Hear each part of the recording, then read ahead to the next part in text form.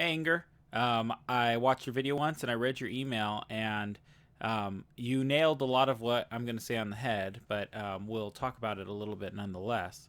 Um, a lot of this has to do with, patterning.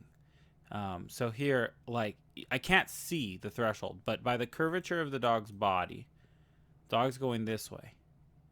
Now, it seems like that means the dog's on your left, which, if the dog's on your left, ideally the dog would keep going this way.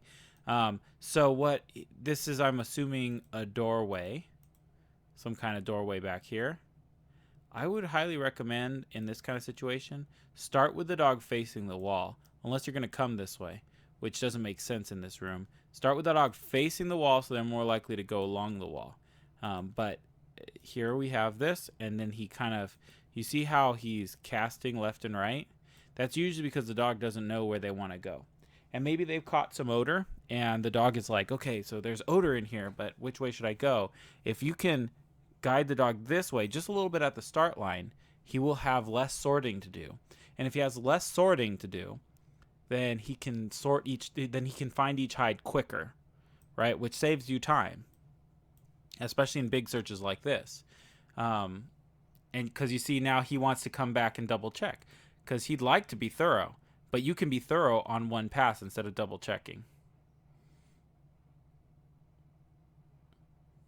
Now it could be that here's a hide at the threshold, right? And you started with the dog on your left side. I'm imagining. I don't know if that's actually true. And so the dog turns this way unexpectedly because there's a hide right here, right? And so then you need to decide, do I trust my patterning or not? So if you trust your patterning and you started with your dog on your left and you expect them to go this way, then when they don't do this way, you need to let the dog work so that they can get this hide, which is what you did essentially. If you don't trust your patterning, then you're in a dilemma because you don't know if they're an odor or if they're just being chaotic. I think he takes a lot of a detour here just to get back to here. He could have just gone boom and hit it, right? That's not quite what happens. Now here, you pointed out in your email the one thing that I would really say here, which is from here, you should be coming around this vehicle as a one vehicle search, right? But instead, you come back along the wall. Not 100% sure why that happened, but only we can only guess. He's a very driven dog. He's got a mind of his own, and I think when you learn how to handle a little bit differently, or a little differently, he will feel less like you're in his way. Because I think that he sometimes acts as if you're kind of in his way. Now, the other way to see the search, instead of doing this one continuous pattern, is to do a perimeter and then the vehicle. And here, you're leaving. And when I was watching this the first time, I'm like, wait, where are you going? You haven't done the vehicle yet, right? So that's thing number one. Like, make sure, especially when you got a segmented search like this. I know it wasn't segmented in the sense that you could go back once you'd left, but it's segmented in that there's obvious parts of the search area. There's a first room and there's a second room. Before you leave the room, you need to stop and go, is there anything in here I want to check before I leave? And I'm not going to leave until I do that, because at least for me, I'm not coming back. So I don't want to leave until I know I've checked everything. And you're kind of a little bit, if you take every doorway as an opportunity to stop and assess, do I really want to leave? Then you won't make that mistake quite as often, potentially. Now, same thing here, coming through this doorway.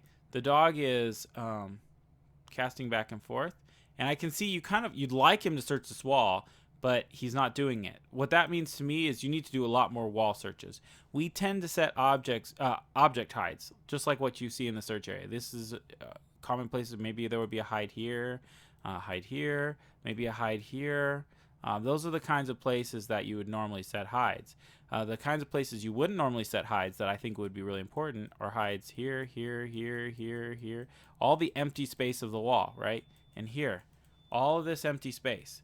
This is where I would be setting the majority of my hides, because I know my dog's going to go to the objects already. I already know that. Well, I want to attract my dog to the areas he's most likely to skip. And so when you see the dog coming out here out into the open, like that, now obviously he's chasing odor, but I think you've built up the training well enough that you can say, okay, thanks, dog, and you spin him back and point him to the wall and say, okay, we're gonna get to the middle in a second. Check the wall for me. Just check the wall for me, because he's just casting off because he knows there's odor out here somewhere, but he's not showing the kind of interest that you'd expect when he knows where an odor is, right? So you don't have to follow up on that. I would have liked him to check a little deeper back in there if he were mine. And here you cut across, okay? You cut across this way. I would have preferred to finish the wall, okay? So you're here, go along this way. That means you would have gotten this one next, right? Because the way you did this, coming out here and then going back there and then getting this on the way back, the way you did this, there's a high risk that you could miss this one, right? Just like you missed the tractor. So this is, to me, it was good luck that you got this one, and bad luck that you got the tractor. But let's not rely on luck at all. Let's not leave it up to chance. Let's do a nice pattern. Let the dog work that pattern, and he'll find it because you've trained him well. He's even wanting to come here, but you can see, look, he's running to like, oh, sorry, wrong tool. He's running to like, there's like 4 different hides here. He's trying to sort it out, right? And he's like all on his own, spinning around. You can help him sort these problems by insisting on a pattern. You'll clarify things for him. He'll say, thanks, man. You helped me work them one at a time instead of leaving me to do them all on my own. I'm not saying what he's doing isn't impressive. It's very impressive, and it shows a high level of training, right? But that's all well and good in training, and in trial, you can step in a little bit to sort these problems and save time. That's something that you would do in a trial that you wouldn't do in training necessarily. In training, like, this would be a good training surge. You're just letting him sort these problems out on his own. It's interesting that he's drawn to this one in this area first, since he has to go through another doorway.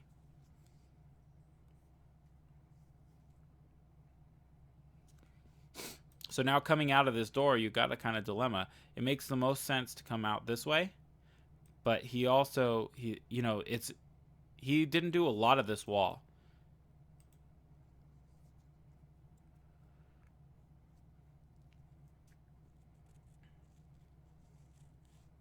Seems like I think you're rewarding him.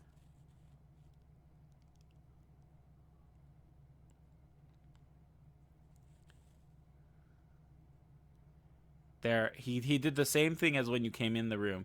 He came from your left side and curved around in front of you. I think when you reward him, you need to think about where you're going next when you reward him, so that if your goal was to come out this way, then have the dog on your right side. If your goal is to come back down this wall, then have him on your left side. Now, maybe that was your plan, and he disagreed with you, in which case, that's fine. The dog always has the right to disagree with what you want.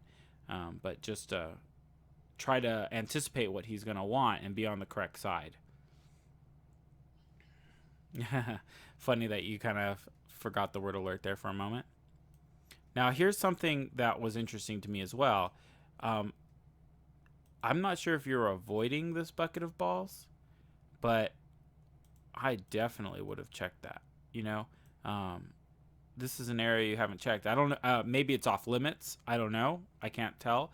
But you decide to go around this way, and to me, that's like, wait a second. What about this part of the search area here? What if there had been a hide here, right? So doing a pattern is a way of helping you remember where you've been and where you haven't been. But notice too, like, okay, so when he was standing in the middle here, right, he was catching this odor, he's catching this odor, he's catching this odor, he's catching that odor, all those odors all at the same time. So now he's sorted these two. These are done. And he remembers there's one over here and there's one over here, right? So he already knows all this stuff. And that's maybe something for you to know, is that if when he's in a converging problem, he's a very good dog in that he remembers. This is a very lab thing. He remembers where all the other hides were as he's sorting the problem. It's kind of a good little a trick that he does. Not every dog will do that for you. Sometimes you have to do that for the dog. And I like that you're hesitate. I mean, that's so obviously alert. And I feel, okay, fair enough. There's some balls in there, but this is elite, right? You should call it just because you get 3 free false alerts. I know they're not really free, but still, trust your dog. He's a good dog. Now here you say finish. Okay, let's talk. So we didn't check the tractor. This part of the wall right here, I would say, was more or less unchecked. This corner could have been checked a little better. That bucket of balls back in this direction, right, could have been checked a little bit better. I don't know what's on this side of the room. Is that all out of play? If so, you kind of didn't check it. It seems you have a very good sense of whether you've finished an area or not. Because you left a lot of potential areas that a hide could have been, but somehow your brain ruled it out as not productive. That's either a great intuition you have or a risk that you're taking, right? I'm not sure which it is yet. Maybe you've developed a strong intuition after working your dog and knowing your dog so well. However, you did miss one on the tractor. And when you're standing here, you should be thinking, okay, go through the whole search. I don't know what your time limit was, but really think. And maybe make your way back to the threshold before you call finish, especially in such a gigantic search area, right? Make your way back just as a precaution. You don't want to leave hides behind. That can be the difference between qualifying for nationals and not, right? Is missing a hide. So something worth, when you're trying to play it safe, that's something worth doing. Now, when you're trying to go for first place, then you don't want to do that, right? So you always have to measure, what game am I playing? What's the end goal? And what strategies help me achieve that goal better, right? Highly recommend doing some patterning, some straight line stuff. I know we haven't released videos on that yet. We're planning on doing that hopefully next month. Things have been really, really busy. But this is a nice search. You've got a nice dog. I think it's just a matter of, now you've trained the dog to such a high level. Now let's get you handling him at a higher level, right? Where you're strategically making choices about which threads you're going to allow him to chase now and which ones you're going to make him wait for. And that's what strategy is all about. Now, that's not really patterning. I know that's what a lot of people call patterning, but that's what I call strategy. So yeah, I hope that makes sense to you. I hope this, kind of gave you some ideas of where to go from here. Let me know if you have any questions or thoughts about this and things that you'd like to see in the upcoming Patreon lessons. But take a look at, I think one of my very, very first early Monday morning live streams was an interior pattern exercise. Take a look at that video, and I would highly recommend you do that exercise and really, really, really overdo it. That would be a good thing for you. So, hope that helps. See you next month.